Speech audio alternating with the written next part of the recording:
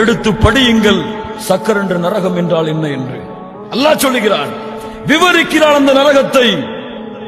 அந்த கொடிய நரகத்திலே பாவிகளே ஏன் இணை வைத்தார்களா? இல்லை.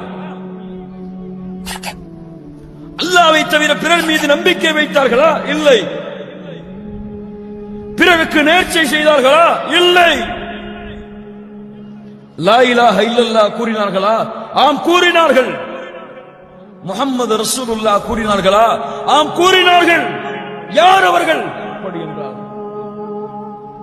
قالوا لم نكن من المصلين لم نكن من المصلين. يا رب, ஏன் இந்த சக்கர நரகம் தெரியுமா?